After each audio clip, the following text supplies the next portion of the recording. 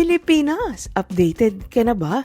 Chris Aquino, bet putulin ang komunikasyon kay Mark Leviste. Habang marami pang umaasang tumibay pa ng lalo ang kanilang relasyon na long distance, ay saka naman gustong putulin ni Chris Aquino ang communication lines nila ni Batangas Vice Governor Mark Leviste.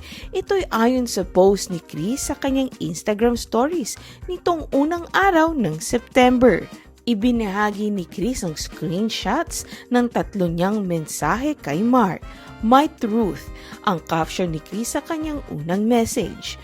Doon ay tinanong ni Chris kung hindi raw ba napapagod si Mark sa kakapadala ng mga messages sa kanyang gayon 2.5 linggo niyang hindi nirereplyan ng mga ito.